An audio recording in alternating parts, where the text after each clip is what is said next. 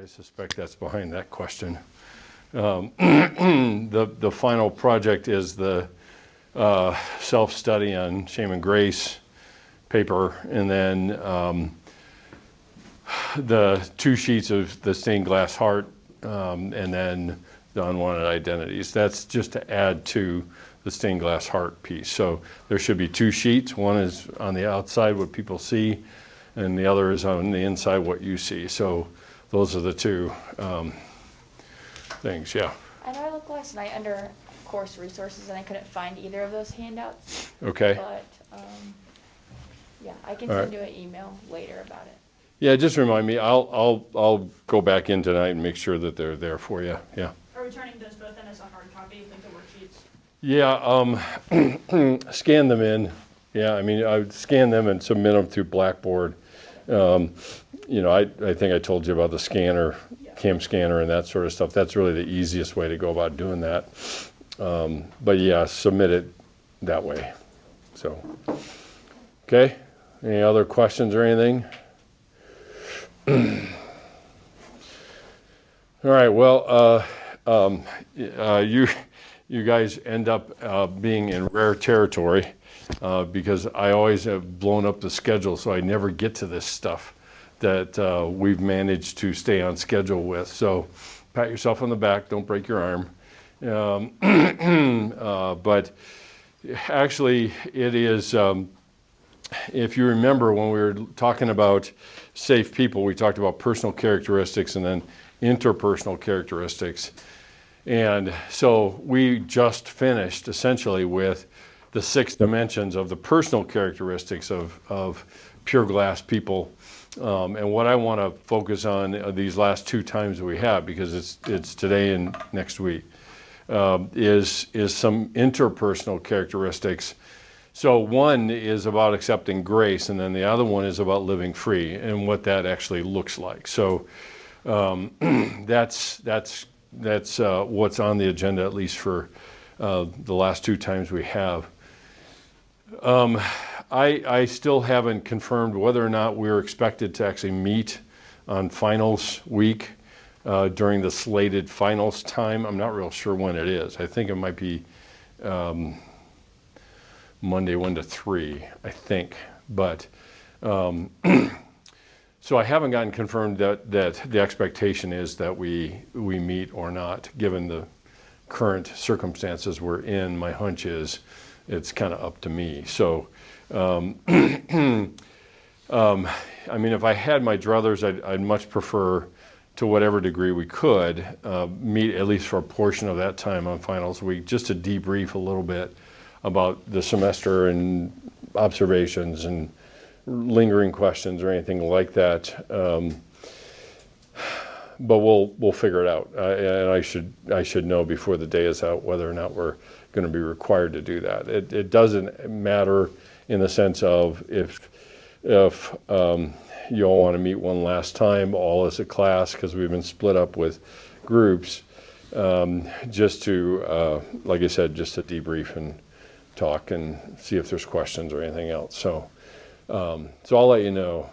My preference is, I don't know about you guys, you can let me know privately if you want to do that. My preference is we meet one last time and debrief, even if it's just for an hour, just to touch base and have you guys kind of look back as to where you started and where you ended and all that kind of stuff. So, okay. Any other logistical questions or anything do we have? Nothing from the Zoom people. How many people we have on Zoom today? 6. 6? Mm-hmm. Wow. I have more in here than I expected. I'm shocked. That's my class before this, there was pretty even. But the classes right before Thanksgiving, everybody was leaving early and Zooming in. So, yeah. Anyway, okay. Well, let me pray real quick. Father, thank you for this day. Thanks for a season to reflect, and it is a time for reflection because it's the end of the year and looking back on this year and how strange it's been and how difficult it's been. And I pray that you will allow us to solidify and kind of cement in some of the things we've been learning about shame and grace and the abundance of your grace toward us, and also it being transferred not only to us with ourselves, but also with us and others. So grant us the ability to do that and use that, and take us where you want us to pay attention to today. In Jesus' name, amen. Okay, so in your syllabus, it says about pursuing integration. And that's really ultimately, if we're going to become the pure glass people, and again, this obviously this metaphor breaks apart, partly because of the stained glass self, which was what we've been kind of working on, and we talked a little bit about how crisis is a part of breaking down the lead, which is shame, that holds it all together. And then it creates the kind of heat and the kind of disorientation, so that now, before too long, as we continue to pursue some of the things we talked about in the personal characteristics, they can start showing themselves in the interpersonal characteristics here.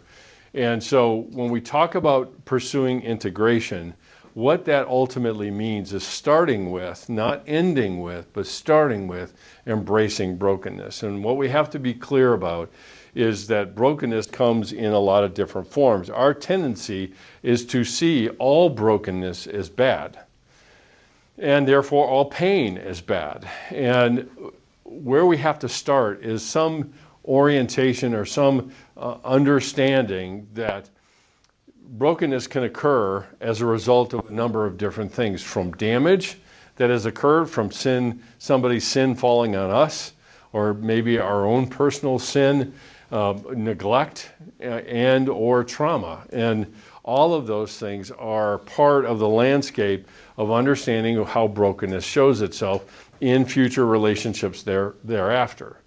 The other kind of brokenness we have to talk about is, how does it result in growth?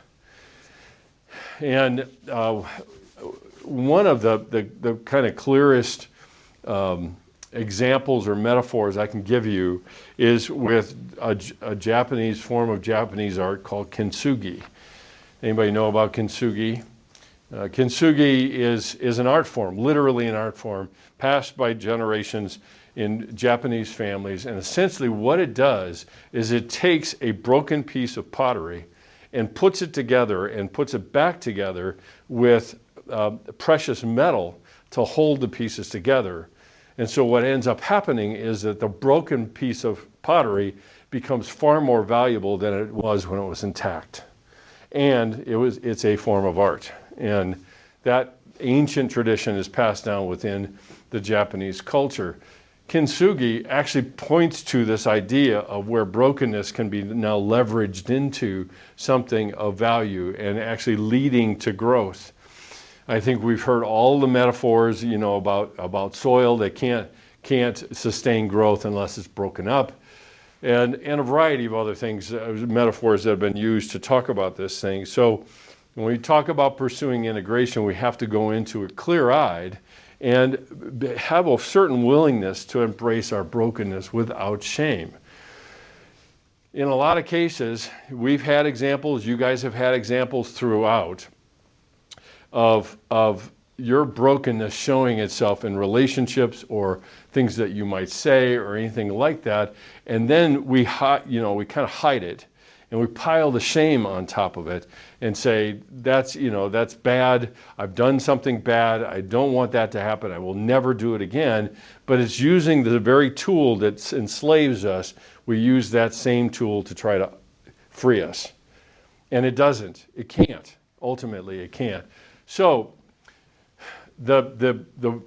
there has to be some willingness to meet our flaws with grace and truth and not condemnation. That's part of this idea of the brokenness that results from growth. How does it result in growth? Because I meet my flaws, my shortcomings, the things that the unguarded things I say with truth and grace.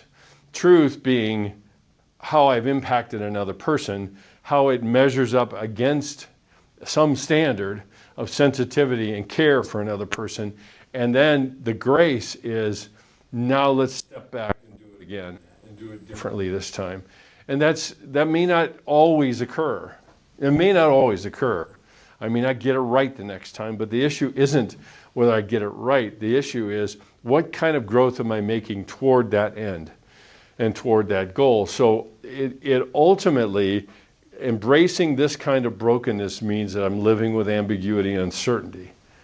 Because I make mistakes, I fall out of calibration, I do things differently, I have different people that I have to contend with. All of those things are part of this landscape that we're talking about with embracing our brokenness. And generally speaking, even though I don't think that the church at large necessarily sees it this way, of course, how do you know? It's the church at large, but generally most people will say that brokenness is not always a bad thing, except when it comes to them, because their brokenness is different than everybody else's, and their brokenness is the thing that affects other people, and that's really ultimately not allowed. So the thing that we have to identify, and that's what I want to take us into and talk a little bit about when it comes to what does it mean to accept grace? Because grace is the thing that provides the ability to live as pure glass people.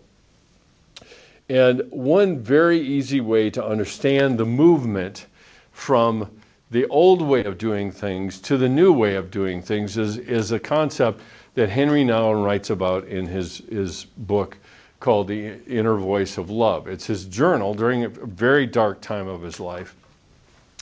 And he talks about the old country and the new. And the old country is the one that is bound by the rules of engagement, of shame.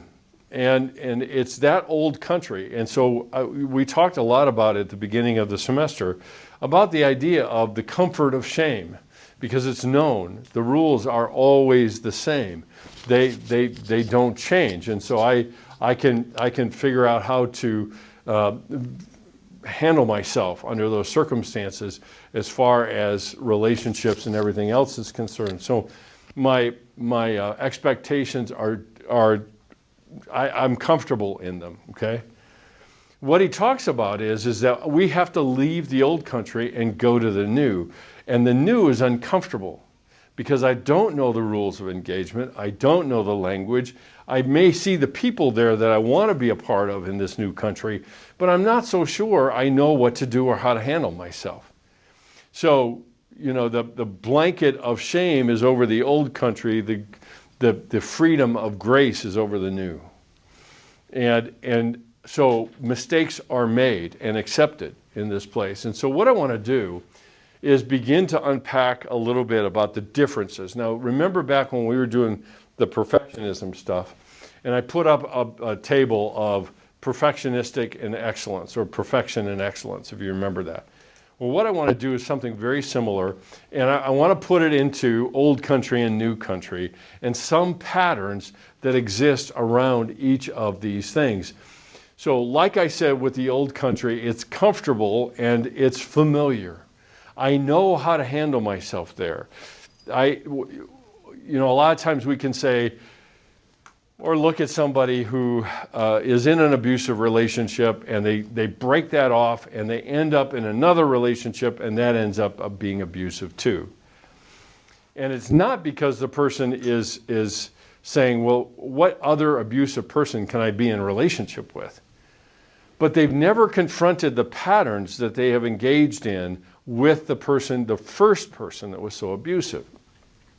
They've never looked at what the patterns are. And so the patterns have to change in order to choose somebody who values and prizes them, who doesn't engage in the abuse.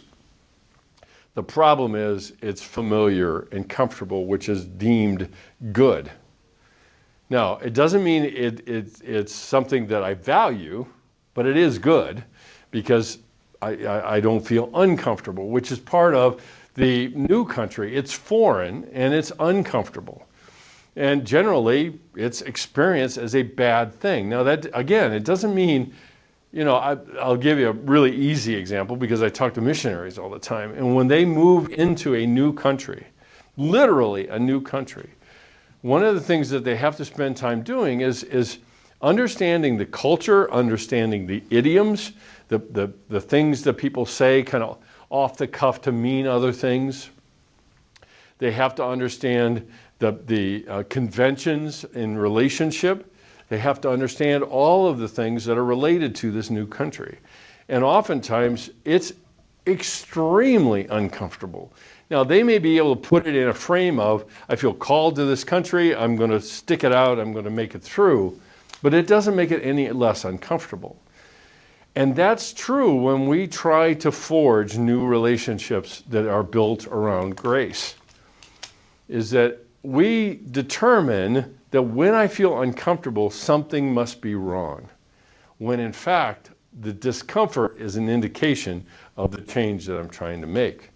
And so I have to find some way of reconfiguring my understanding around these two things. So the new country is familiar, it's comfortable, it's known, the rules of engagement are all known, all of those sorts of things, but the new country is foreign and uncomfortable, and the rules of engagement change.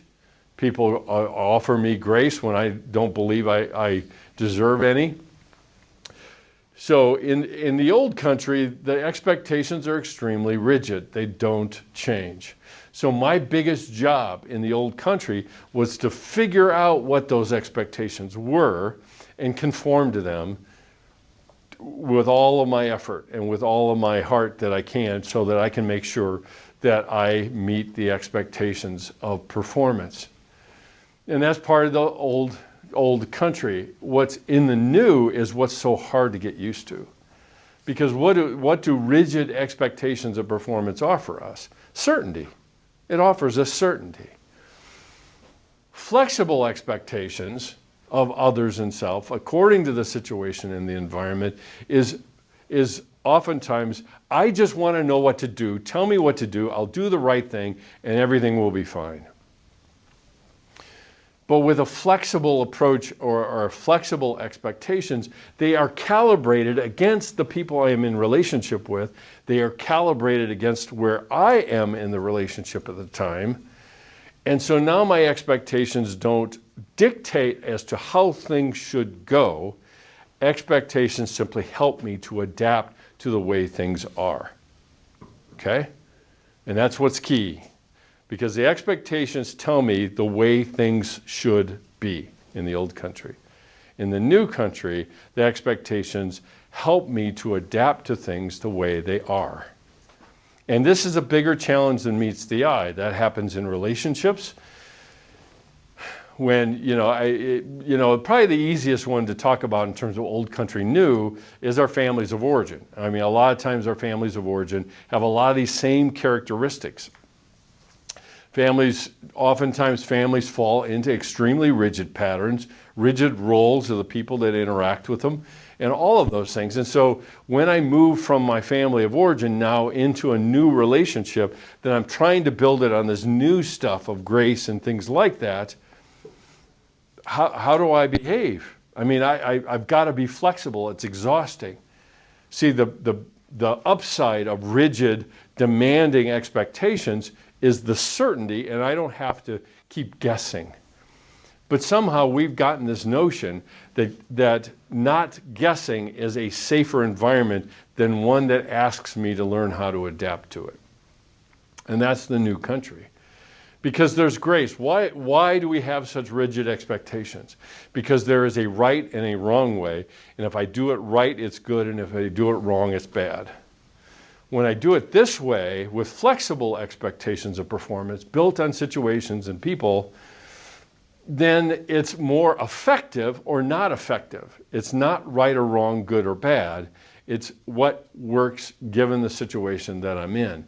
And that's a bigger part, I think, of the idea of accepting grace, is when I go to the new country, if I stay in the new country, I have to embrace grace if I'm going to make it at all. Like adaptation requires grace, because adaptation means I don't do something right. But that's using the terms of the old country, is doing something right or wrong. Whether I do it effectively or not is another matter. So, as we've already mentioned, the thinking in the old country is very black and white. It's all or nothing. Either I'm all in or I'm not in at all. And it tends to be categorical in its way of thinking. The interesting thing about this, I was reading a book over the break that was fascinating to me, and it was called Cynical Theories, not critical theories, but cynical theories. And the key is that's the world that we're living in even today, is categorical thinking. We interact with people based on a category they're in rather than the person that they are. And so we're living a lot of times in the same kind of old country. In the new country, it embraces this idea of a continuum of feelings, a continuum of understanding, and you might want to call it the gray area or ambiguity, or a commitment to understanding rather than a commitment to categorizing. And we can do that with ourselves, and all of these old country, new country kinds of ideas can be applied to ourselves or can be applied to other people. And a lot of times we start with ourselves. It's like, I make a mistake, and what do I say? I am the worst, or I'm a horrible friend. There's your category. Rather than a friend who's made a mistake, who can make amends, can change the behavior, and things can be different. And see, that's the new country that we say we affirm, but when in fact what we do is we're always living in this category that we put ourselves into. The next one is in the old country, we might call this rules of engagement. The rules of relating are very clear, very understandable. A lot of times we know what they are because we're coming from a country that we understand, maybe again, families of origin and things like that. And in a lot of cases, people that are coming from a family of origin that they say, I don't want to replicate what was there, they make the mistake of doing the opposite. And it's still an error, is doing the opposite of the old country, because the opposite is not where health exists or where functionality or effectiveness or closeness or any of those terms really exist. But I know the rules of relating. I know the rules of the road in the old country. That's why it's so comfortable. I reduce the certainty. And again, what you'll see over and over and over again is the old country offers us certainty. The new country offers us trust as an alternative. So when I get to the new country, I'm unsure of what the rules are. And if I'm going to reject the grace that is mine to understand or to have, then I'm not going to be very flexible. I'm not going to be in a learning mode. I'm going to be in a learned mode, which is the old country. And so the new country is there's uncertainty about the rules of the road or the rules of engagement. And I have to learn them. And that's hard. It takes time. It takes trial and error. It takes all of those things. In the old country, it emphasizes objective reality. It is what it is oftentimes the phrase, and should be, for that matter. So it works from, again, the uncertainty piece. So how often have we heard that phrase, right? When things go wrong or things aren't the way we want them to be, we say it is what it is, which is a statement of resignation rather than a statement of embrace of what it is. And so the things that we see, for example, of what somebody is feeling, and we make mention of that to them, and they say, well, it is what it is. I can't do anything about it, but I can do something about me. Okay? And that's the biggest difference. I can't do something about it, but I can do something about me. And in the old country is resign yourself to it. It's going to be the way it is. You have no impact on it. And as long as I keep my focus outside of me, that is true.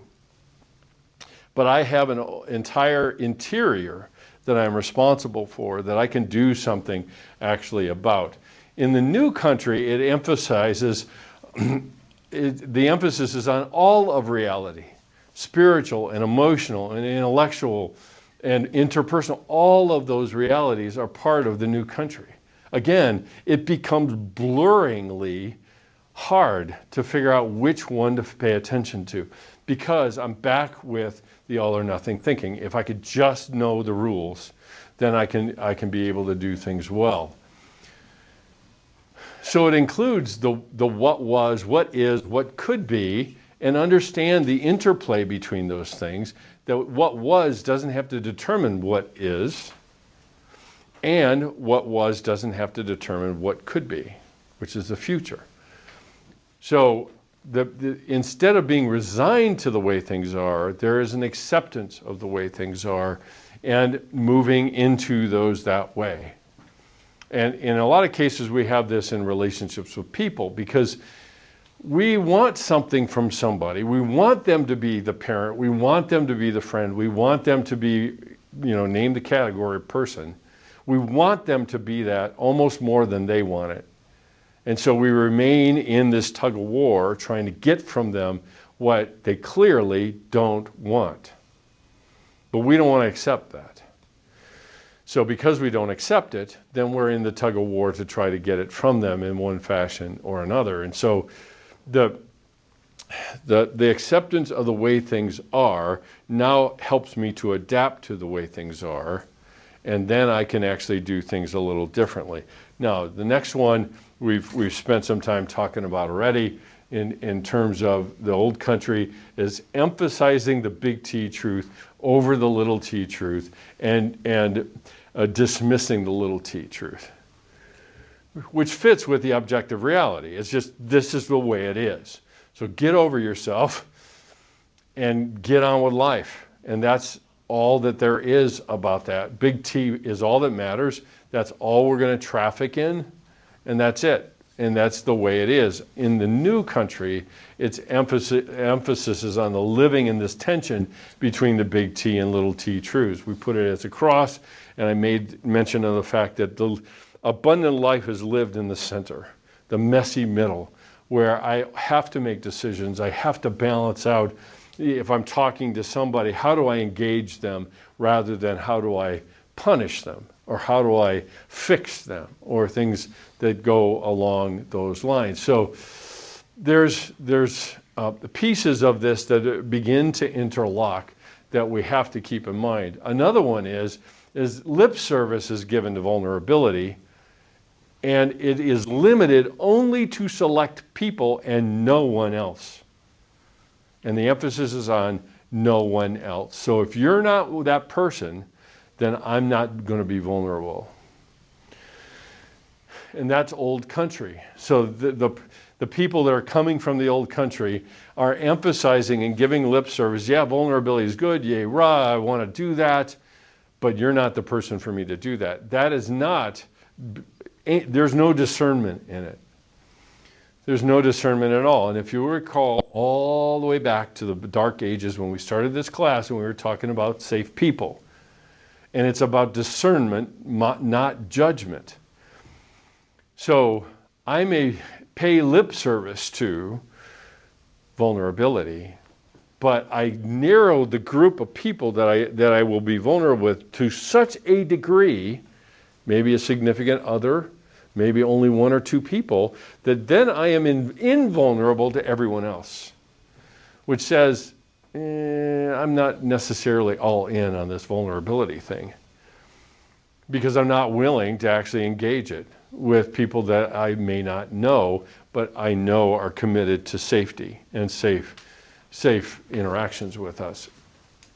So in the new country, there's an embrace and a valuing of vulnerability, in some respects without condition. Now that doesn't mean without discernment of the people that I'm interacting with. But because I value vulnerability, then I will practice vulnerability, and that's what happens in the new country. And in a lot of cases, that is such a jarring thing, because it seems like people end up oversharing. But oversharing compared to what? In the old country, it is only strategically with one or two people. In the new country, it's sharing so that I can learn how to own myself. And I can't own myself unless I articulate it somehow. So the next one, they control emotional displays and usually use shame to condemn it. So again, it's kind of having lip service to emotions, and emotions are good and feelings are good. But when they show, what do? I apologize. Or I use shame. I'm falling apart. Or I can't hold my crap together. Or whatever the phrase is that you want to use for it. And that's key to understanding about accepting grace, because the people in the new country allow emotional displays to occur without shame. So if you've taken my grief and loss class, or will take my grief and loss class, spoiler alert, but the one thing I will say is I will never apologize for my tears, ever, because that's this. That's that. I am not going to apologize for making you feel uncomfortable. That sounds very insensitive, but the reality is that if I am choked up and tearful, why apologize? Because most of the time when I am tearful, it's over something that really matters to me. If I apologize, then suddenly I'm saying what really matters to me is shameful, when it isn't at all. But that's what happens in the old country. We apologize for making other people uncomfortable. By our humanity, I might add. And the old country in a lot of ways rejects our humanity, our limitedness as humans, our flaws, those sorts of things. So it allows emotional displays without shame. The next one, they use others as an excuse to avoid themselves. That can occur in a variety of ways. From helping other people, it's a good activity, to doing something wrong, piling on all the guilt, and then shutting everything down. And so oftentimes we will not share because of somebody else, when we need to share for us. And that's part of the new country idea, is I embrace myself with all the flaws and weaknesses and share it with safe people. And that's the new country way, if you want to put it that way. It's very difficult to move from old country to new in this case, because we end up being more concerned with other people as a means to avoid ourselves. And that's harder to do. But if I'm going to embrace myself, then I better have some grace, because shame is saying there's nothing good here to embrace. There's nothing for you to engage in and have value in. So the next one is and this one we will talk a little bit more about, but relationally, the old country operates by trades and contracts. It operates by trades and contracts. What do I mean? Generally, whenever I say the words, I don't deserve something, it is meant that I didn't hold up my end of the contract or my trade. And this takes us into the bigger issue in my mind, and that is how we tend to objectify ourselves. I am a part of a trade. I will give you this if you give me that. I will give you affection and approval and affirmation if you will give me something in return. And that something usually is staying present, not leaving me.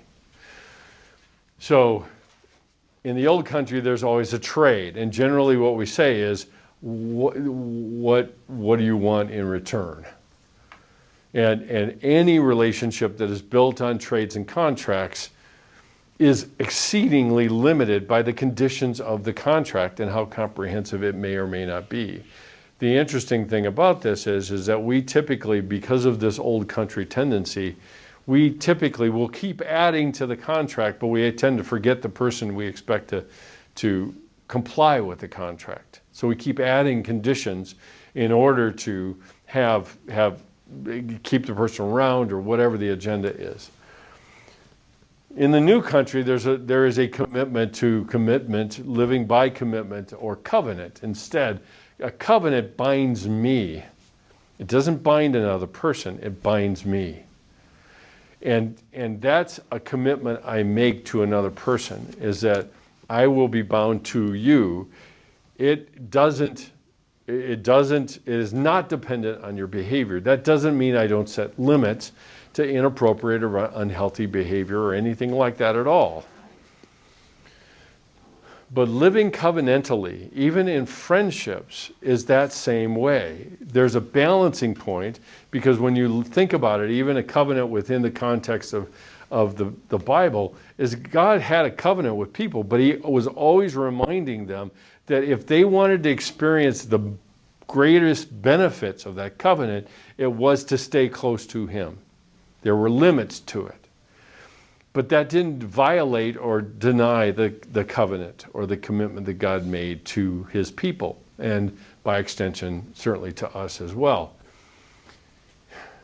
A lot of times we see our relationship with other people and even our relationship with God as a trade or a contract.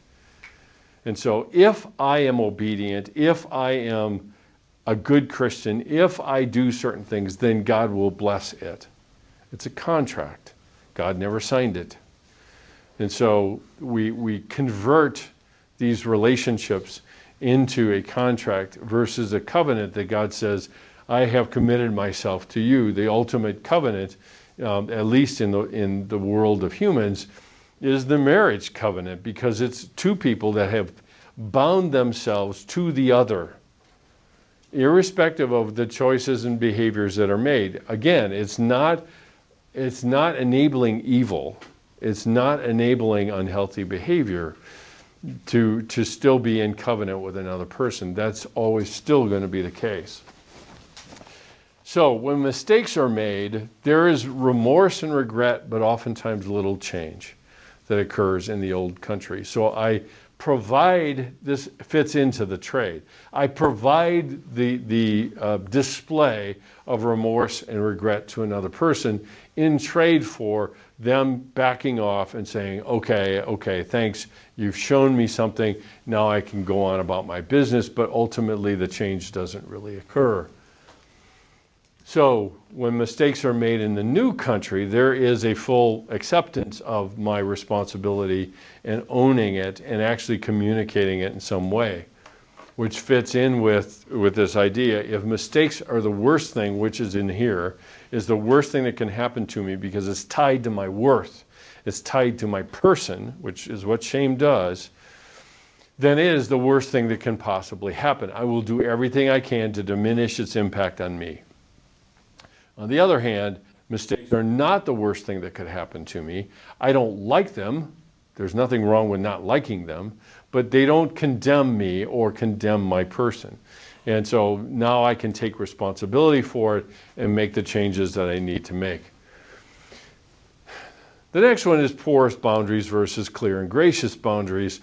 And porous is again, these three, the trades and contracts, the mistakes and how they handle it, and the responsible for other people are part of the porous boundaries, but they all three really ultimately work together.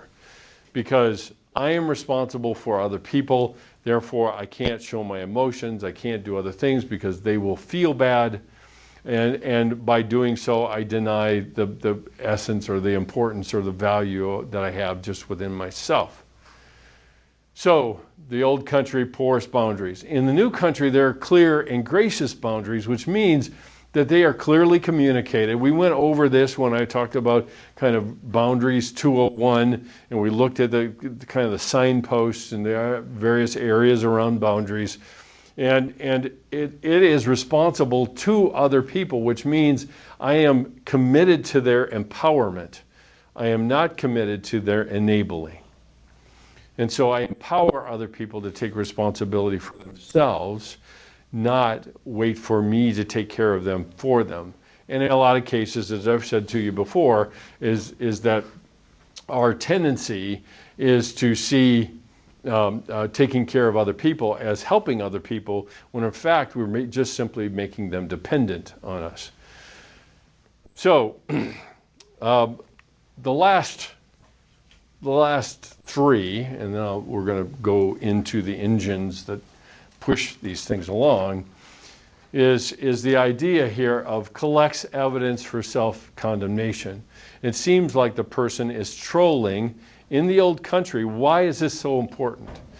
Because I want to make sure that my mistakes do not show. And the way that I motivate myself to make sure I don't make any mistakes is self-condemnation. So therefore, what that means is that I'm trolling for evidence that I am self-condemned. I am not worthy of anyone's attention. I am not worthy of anybody's affirmation or approval. And there you have it. I've got it in hand before anybody else says it to me themselves. So they're collecting evidence. On the other hand, it accepts the evidence. In the new country, there's an acceptance of the evidence of our limitations, our self-limitations, and pursuing excellence and improvement. And that's where grace comes in.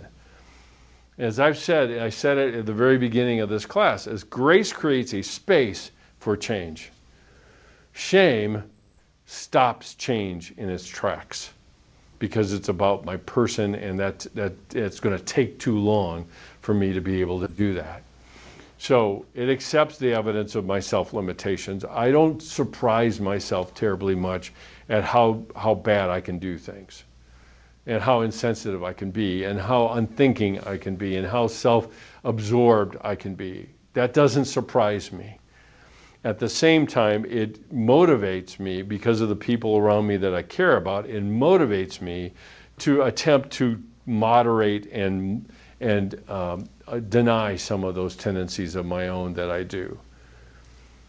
So when it comes to the old country, there's harsh criticism of self and others. A lot of times the others' harsh criticism is not stated, but it's thought.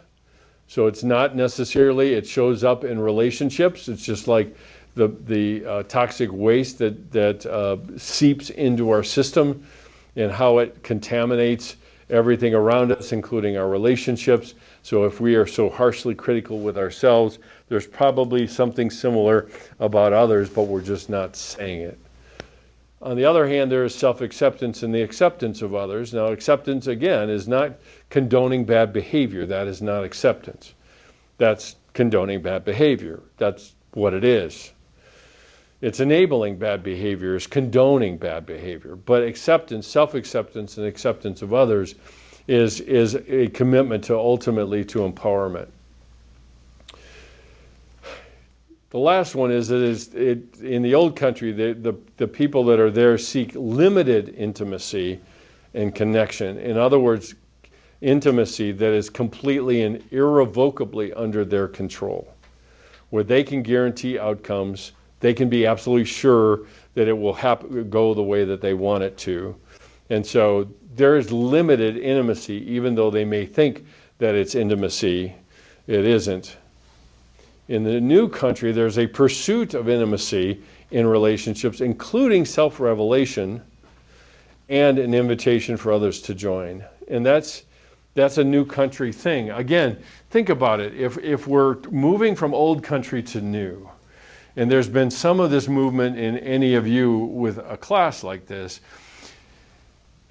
there are certain things that happen in the new country that send us scurrying back to the old one because we like the certainty better than we like the call to trust or to intimacy.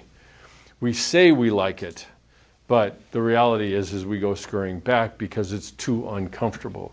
So what drives a lot of this stuff? And I'm using a very similar framework, which is what we used with the perfection and excellence. But what drives these things? Well, the prevailing emotions, and this is going to take a little time, but what I want you to notice are the emotions are exactly the same. See, we get this notion that if I go to the new country, then I'm not going to have any of these struggles. And that's fundamentally not true.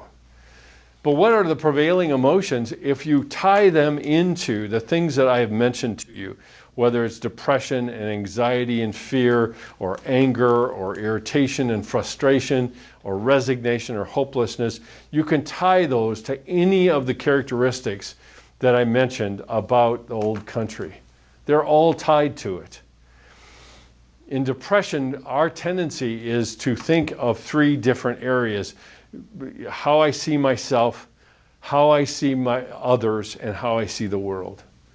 And that plays itself out in the old country over and over and over again. Same way with anxiety. Anxiety is projecting a catastrophe into the future and acting like it's already happening. Why? Because I can control it. I can create the catastrophe in my own head, and I can react to it as if it's already happening. And so I can diminish the impact it has on me because I'm instituting it ahead of time. The same way with anger. The things that I expect or the demands that I make of people around me are all very much a part of the old country. And all of these emotions are cycling through people in the old country on a regular basis. Like I said, what I want you to pay attention to is the emotions are the same in the old country and the new. In the new country, it's the same, but it leads to different outcomes. Because with depression, it drives the person towards self-reflection and confronting the lies in their heads about themselves, the world, and others. So depression doesn't just happen and they are in it and they don't get out of it, but it drives them into some measure of self-reflection. The same way with anxiety and fear. It drives connection and vulnerability, which is counterintuitive because I want to be protected. And connection threatens my level of protection.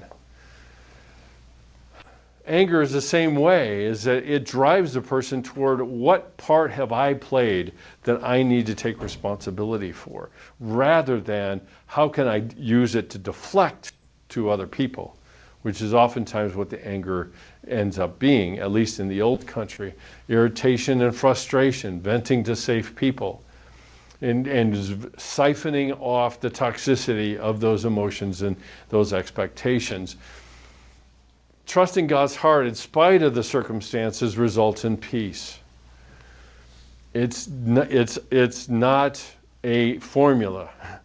I can trust in God's heart and find peace, still be in a pandemonium and in a catastrophe. I still can. But people in the new country who are acclimating to the new country understand that trusting God's heart is the key, not the outcome, not the things that go okay, now God's good. And then finally, hope is ultimately based in trust. Overriding and overlaying all of these, like I said, the old country is shame and new country is grace. Identifying these characteristics are the very things that take us to being able to accept grace. The challenge in it, in trying to understand how this actually works, is a few things that I'll highlight for you, and that is accepting grace requires humility. It is a product. Humility is a product of accurate self-reflection. Humility is not something I put on or I'm going to act humble. The people in the new country reject trying to be humble. They commit themselves to the kind of self-reflection that allows humility to be the outcome. And that's oftentimes how we tend to think, is we think of if-then statements. If I do this, if I do the self-reflection, then humility will occur. No. Or if I act humble, then I will appear humble. But the reality is whether you look at the Sermon on the Mount and how Jesus talked about it, he talked about what goes on in the heart is there's an overflow of what goes on in the heart and shows up in relationships. There's a willingness to tolerate ambiguity and uncertainty as a path to trust. The story is often told, I think I probably have told it to you guys before, of a philanthropist that went to Calcutta to visit with Mother Teresa, and he was trying to figure out what the next steps of his life were going to be, and he visits there to meets with her, and she says, "What can I pray for you?" How can I pray for you while you're here? And he said, I want certainty. And she says, no, I will pray that you find trust. Because that's the very thing that is part of our demand for certainty and outcome. And so the people in the new country are oftentimes able to accept grace because they reject the tendency to want to have a particular outcome.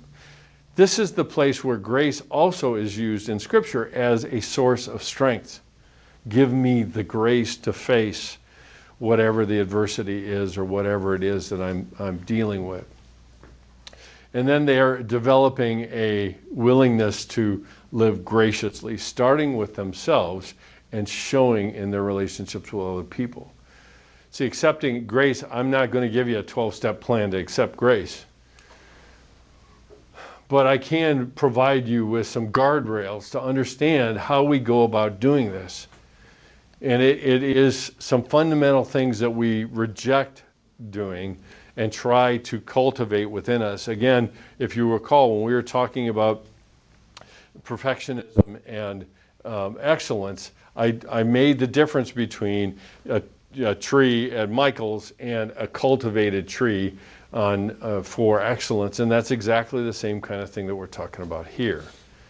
As accepting grace means I expect mistakes to happen. They're not the worst thing that could happen to me. It doesn't mean I have to try to make them. I will make them, but my response to them is the very thing that will make the difference. So another part of this goes into the 6 dimensions, and I want to kind of connect these things up from what we've just finished, is how does accepting grace fit with, like, truth, for example, and control versus trust. Truth about self and others is the big T and little t, the interplay that comes between these. The only way to live with the tension between those is accepting grace. The same way with trust, grace is a gift. Trust is given and we figure out how to live into the identity of who we are as the gift that's been given to us rather than trying to earn that gift. And then boundaries, living with others with clarity and grace, allowing for mistakes and valuing dialogue over edict. A lot of times we would much rather just say what the boundaries are than to have the dialogue to understand the people that are living on our boundary and maybe violating it. And so each one of these interlocks with accepting grace. And that's why those dimensions end up being so important. Because they're the personal characteristics I'm cultivating, but how does this show up in my relationships? Interpersonally, how do they show up? And that's where grace is the connective tissue. Instead of shame, because shame is rigid, it's malleable, it can melt. Grace is this connective tissue that makes this an adaptable organism, if you want to put it that way, toward adapting and connecting and vulnerability and all the other things that are very much a part of it. And that's the backdrop of what we're talking about with accepting grace. It's key to finding integration, is grace.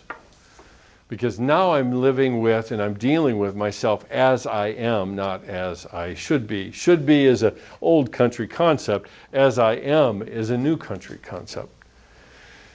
And so we look at each of the dimensions and how they actually play themselves out in our relationships with other people. And this is where grace actually shows up. For example, we said, when we were talking about forgiveness and repentance and reconciliation, it is the embodiment of that. It is grace in action. And so accepting as a gift, not adding conditions in order to remain in control, offering the gift of forgiveness in the same way, and maintaining good boundaries is how it works itself out. Or with conflict, accept and strive to value differences. Allow the differences to exist without trying to get rid of them. Allowing for misunderstanding. See, these things are all part of what we would call mistakes. But these things are the very things that grace covers so that we can come to some understanding of what's individual preferences, what is people are allowed to have differences there, and not see them as a threat somehow to how we do things. And then intimacy, of course, seeking to know and be known, vulnerability and risk. It is the energizing force. Grace is the energizing force for intimacy. And it drives us in terms of how we connect with other people. Now, one last thing, and it's something that, again, I'm providing you with guardrails. I am not providing you with steps.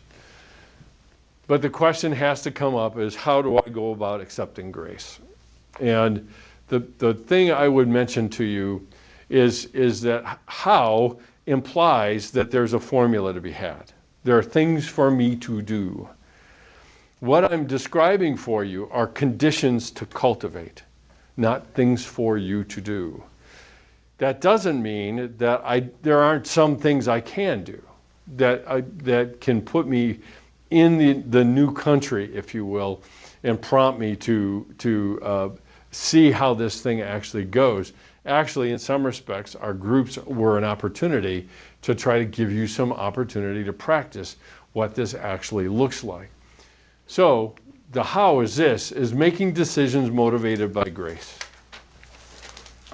The decisions I have in my relationship with other people, my willingness to be vulnerable and offer things to other people are all motivated by grace. It doesn't mean they always turn out. That's not, remember, it's rejecting the outcomes, it's investing in the process. The one question that I put to people, and Brennan puts to people all the time, is, Nowan does as well, is if you believed you were God's beloved, how would it change your behavior today? How would it be different? How would you relate? What kinds of things would you share? Because being God's beloved, we are that. And yet, we keep working. Again, the work in a lot of cases, the work is not the issue. The motivation for that work is. So we seek to relabel discomfort from living in the new country and see it as an indication of our growth. The discomfort that we have about being unsure. And accept the fact that we will try to run back to the old country. It is not a failure. It is not a failure. It's an indication of my humanity. It doesn't sidestep or excuse my sinfulness. It has nothing to do with that. But I don't know a single human on the face of the earth that doesn't want certainty. That's part of our nature. We long for that, which ultimately, in heaven we will have. But as long as we're here, we won't. So, another thing that oftentimes I will say to people is the next decision you make is the most important one, not the one you just made. And so the motto here in terms of accepting grace is from now on. How can I move forward? Things didn't turn out the way I wanted it to. I blew some things up. I jacked some things up pretty badly. But how do I move on from here? The next decision I make is the important one. And that is the kind of the mantra, if you will, or motto of from now on. Okay, any questions? It's a lot to absorb, I realize. But I'd love to hear your observations. This is, like I said, this is kind of material that's been in waiting because I've never been able to get to a class schedule to get to it to actually present it. And so I'm open to any feedback you can give me to make it better or things that I could think about. Okay? Any questions or anything? Yeah. So when you were at the first, whatever slide for old and new, and it was saying like the new, the old is like operates by trade or contract. Yeah. And the new is like living by covenant, and you said that like the I don't deserve means like you didn't hold up the end of the contract. So Right. and you mentioned God, but like, what would you say is like, is that the correct way to like talk about your relationship with God? Like, oh, I don't deserve your grace, like because I messed up. Well, it's a subtlety. Let's put it that way, okay? Because somehow I think we think we're prideful if we say, I am God's beloved. And I deserve that. So we're straddling two different worlds, all right? The world of the old heart that I deserve something, in other words, I'm entitled to it, versus I don't deserve it because of God's grace. I don't deserve it, but it's not a put down. It's a statement of fact. So it doesn't necessarily, I think with our language, it kind of blurs things like that. So with our language, it ends up making it sound like a contract when it's a statement of fact, rather than if I just did something, then I would deserve what I'm getting. And in this case, that's not the case at all. Every human on earth can say, I don't deserve the grace I've been given by God to be in personal relationship with Him. I got that. The challenge is am I living it that way? And we always, I think, as humans, our tendency is to go into contractual thinking, and that's kind of why we always slip back into old country thinking then. So, yeah, it's more a statement of fact than it is a contract. Any other questions or anything? Okay, I will see you next week for one last installment.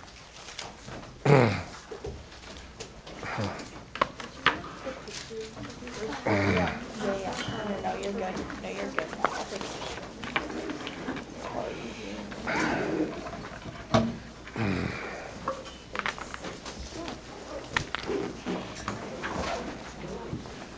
You're always waiting at the door. Oh, I can't wait to see it. Oh, please. It's been a week and a half. I've been pining for Oh, Mitch. oh, shut up.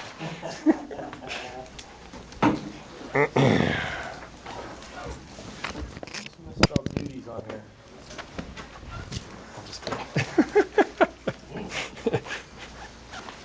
Thanks, Matt. I knew I could count on you. randomly constantly checking